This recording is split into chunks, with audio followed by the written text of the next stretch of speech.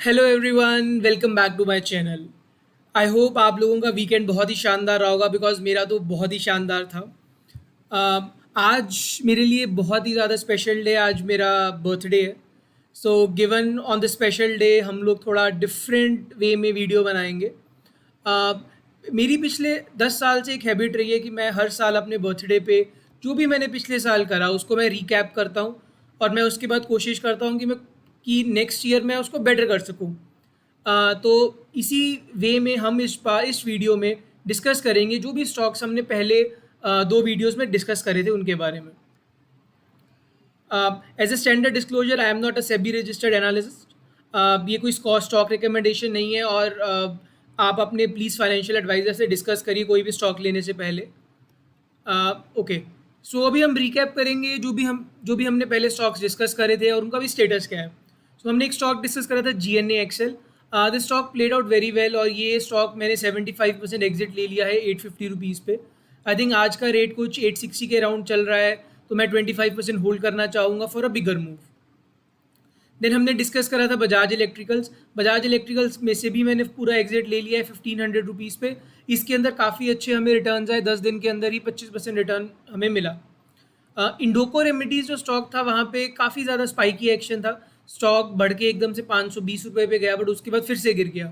तो मैं ऐसे स्टॉक से थोड़ा दूर रहता हूँ, तो इसीलिए मैंने स्टॉक को अपने कॉस्ट पे ही एग्जिट ले लिया।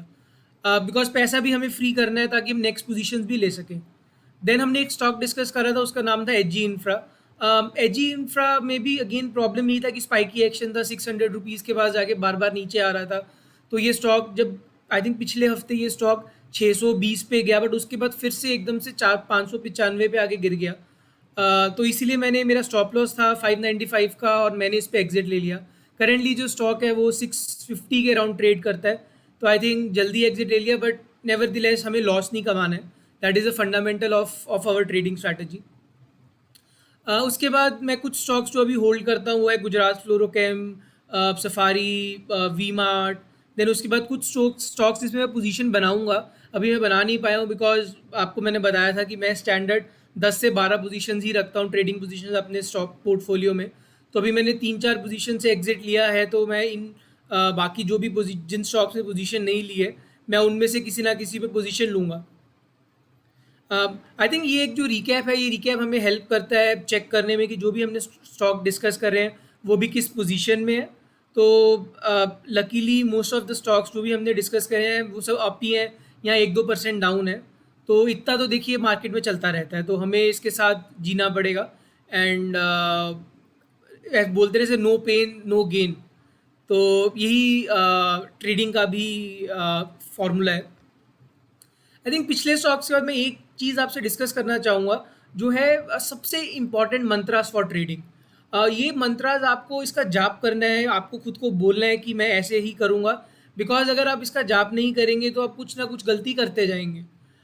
ये थोड़ा डिफरेंट है फ्रॉम इन्वेस्टिंग स्टाइल, बिकॉज जब आप इन्वेस्टिंग कर रहे हैं तब थोड़ा डिफरेंट वे में साइकोलॉजी चलती है, बट ट्रेडिंग के अंदर जो साइकोलॉजी है वो डिफरेंट चाहिए होती है। सो आप हमेशा रिपीट करिए और अपने आप को बोलिए that I will not average down. मैं जब स्टॉक गिरेगा और नहीं लूँगा, मैं स्टॉप लॉस के ऊपर जब भी स्टॉक आएगा मैं उस पर एग्जिट ले लूँगा। एंड मैं तभी ट्रेड लूँगा जब रिस्क रिवॉर्ड मेरे फेवर में है। ये तीसरा जो पॉइंट है बहुत ही इंपॉर्टेंट पॉइंट है, बिकॉज बहुत बार क्या होता है, हम पैसे कमाने के लिए ज़बरदस्ती का ट्रेड लेते हैं और ज़बरदस्ती के ट्रेडिंग में हम लोग को लॉस होता है। लॉस से भी ज़्यादा बड़ी प्रॉब्लम क्या होती है, हमारा अगर हमने 3-4 बार लॉस ले लिया तो हमारा कॉन्फिडेंस हिल जाता है। तो ये जो एक थर्ड स्टेप है, ये रिवॉर्ड मन पैसे बचाने के हिसाब से भी बहुत इंपॉर्टेंट है, बट उससे भी ज़्यादा इंपॉर्टेंट है अपना कॉन्फिडेंस बचाने के लिए। एंड ट्रेडिंग में अब बिलीव कीजिए, अभी तो बुल मार्केट चल रही है, जब मार्केट्स बदलती हैं तब काफ़ी लॉसेस होते हैं। ऐसा होगा कि आप 10 बेट्स ले रहे हैं, 10 में से सिर्फ और सिर्फ 1 या 2 बेट्स चलेंगी, बाकी बेट्स लॉस होगी, आपको 8 या 9 बेट्स में लॉस होगा। तो उसके लिए आपको हमेशा याद रखना है कि मार्केट बदल रही है एंड अपना जो कॉन्फिडेंस है, अपना कॉन्फिडेंस नहीं ब्रेक होने देना है। चलिए, ये स्पेशल डिस्कशंस के बाद हम इस हफ्ते के स्टॉक्स भी देखते हैं। इस हफ्ते ज़्यादा स्टॉक्स नहीं है बिकॉज पिछले पिछले हफ्ते मार्केट वीक थी, तो जो टेक्निकल सेटअप है वो ज़्यादा अच्छा बना नहीं है, बट मैं 4 स्टॉक्स हैं जो आपसे डिस्कस करना चाहूँगा। फर्स्ट स्टॉक जो मैं आपसे डिस्कस करना चाहूँगा उसका नाम है स्टोवक्राफ्ट। ये कंपनी किचन अप्लायंसेस बनाती है and they are a very big player in southern part of India. इनका पिजन ब्रांड है। तो ये कंपनी का जो आईपीओ है, कंपनी का आईपीओ आया था कुछ टाइम पहले फरवरी में। स्टॉक काफ़ी टाइम स्टॉक 3 महीने कंसोलिडेट करा अपने आईपीओ प्राइस के बाद, और उसके बाद स्टॉक ने ब्रेकआउट दिया 550 के अराउंड। ब्रेकआउट देने के बाद स्टॉक फिर से करेक्ट होकर 550 पे आया। थोड़ा एक्शन डेंजरस था बिकॉज जो करेक्शन था वो 20 से 25% के 23% के राउंड का करेक्शन था।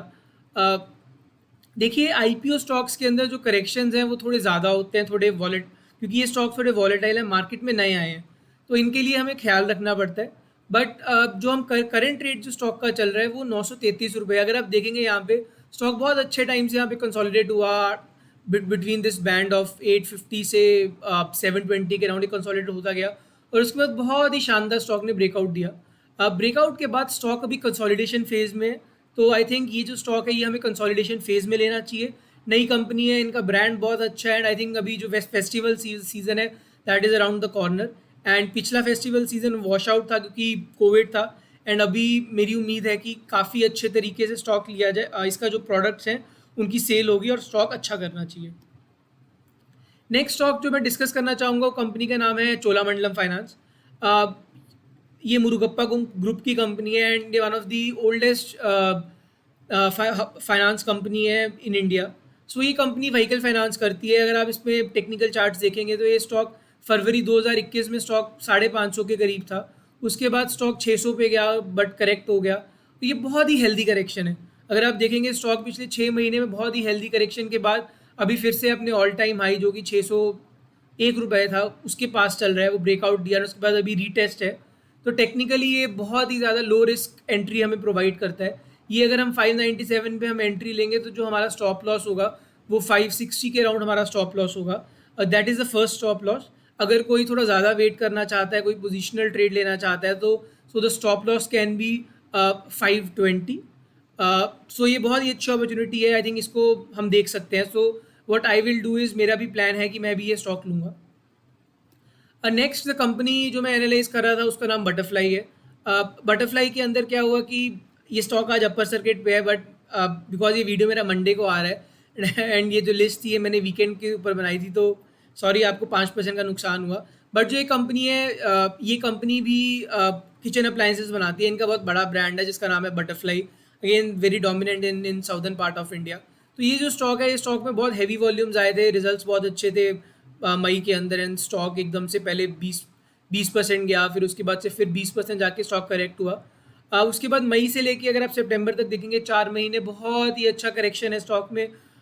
लो वॉल्यूम सेलिंग है, बीच में थोड़ी बाइंग हो रही है हाई वॉल्यूम पे, फिर लो वॉल्यूम सेलिंग है। तो अभी रिसेंटली बहुत ही ज़्यादा ना हाई वॉल्यूम पे परचेज बाइंग होनी शुरू हुई है। तो जो ये इसका आइडियल लेवल परचेज करने का स्टॉक का था दैट वाज अराउंड 866। बट हुआ क्या कि ये वीकेंड ये जो वीडियो है ये मैंने मंडे पे बनाया, तो ये हमारा स्टॉक आज भी 5% अप है। तो मेरे को ये इसका चार्ट्स बहुत ही अच्छा लगता है। देन लास्टली जो एक स्टॉक डिस्कस करना चाहूँगा इसका नाम है Somany home innovation limited. It's a fantastic company है। कंपनी में सो ये इनका हिंडवेयर ब्रांड है। सो दिस कंपनी पहले ये HSIL एक मेन कंपनी होती थी, फिर उसके बाद इन्होंने डीमर्जर करा जिसके अंदर SHIL सेपरेट हो गया, HSIL सेपरेट हो गया। ये जो इसका जो ये डीमर्जर पे लिस्ट हुआ था 165 रुपीज़ पे लिस्ट हुआ था, उसके बाद स्टॉक करेक्ट होता होता 50 रुपये पे चला गया था। बट अभी उसके बाद बहुत ही अच्छा इन्होंने मूव दिया है। इनकी अर्निंग्स बहुत अच्छी थी मार्च क्वार्टर में। अगर आप चार्ट वाइज देखेंगे तो ये जो स्टॉक है ये मई से लेके सितंबर तक बहुत अच्छा कंसोलिडेट करा है। ये बट 400 के बाद बार बार रिजेक्शन आ रहा था। तो ये जो स्टॉक है ये मेरे को बहुत अच्छा लगता है बिकॉज ये हाउसिंग थीम के लिए बहुत अच्छा है। सो दे मेक पाइप्स और इनका हिंडवेयर ब्रांड है। आई थिंक हम सब it's one of the oldest sanitary ware brand in India. Stock के चार्ट्स बहुत अच्छे हैं। स्टॉक ने ब्रेकआउट दिया, उसके बाद स्टॉक ने 3-4 अपर सर्किट एक्चुअली मारे, बट अपर सर्किट मारने के बाद थोड़ा इस पर सेलिंग आया, स्टॉक करेक्ट हुआ और अभी ये पुल बैक लेवल है। तो आई थिंक ये बहुत ही अच्छा लेवल है 410 का। I would be a buyer at this level and ये रीटेस्ट लेवल है। So technically it's a very very bullish chart and it interest me a lot. चलिए फ्रेंड्स, आई थिंक इस हफ्ते के लिए ये शॉर्ट वीडियो ही बनाएंगे। पिछले हफ्ते मैंने आपको कमिट करा था कि मैं एक वीडियो बनाऊंगा जहाँ पे मैं जो हमारे ऑयल पे टैक्सेस हैं, एक्साइज टैक्सेस लगते हैं, मैं उसके बारे में डिस्कशन करूंगा। बट सैडली मैंने 15 साल की हिस्ट्री फाइंड करने की कोशिश करी, बट हमारी government of India history maintain नहीं रखती है।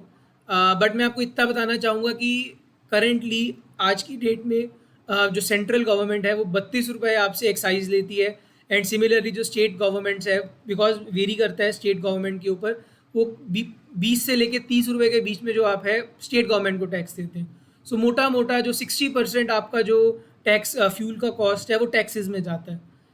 ये बहुत ही इंपॉर्टेंट है हमारे लिए जानना, बिकॉज ये जो फ्यूल है, फ्यूल इन्फ्लेशन को इफेक्ट करता है, फ्यूल हमारी लाइफ को भी इम्पैक्ट करता है। तो इसीलिए मैं ये डिस्कस करना चाहता था पिछले हफ्ते, बट मेरे को डेटा नहीं मिला एंड मैं आपको गलत डेटा देना नहीं चाहता था, तो हम वो डिस्कस नहीं कर पाए। Thank you for listening. I hope कि next week we will come up with good stocks, नए स्टॉक्स के साथ आएंगे। आपको मैं ज़रूर अपडेट दूंगा कि पुराने स्टॉक्स के साथ हमने क्या करा, सो दैट आप अपना कोई कॉन्शियसली एंड इन्फॉर्म डिसीजन ले पाए। Thank you.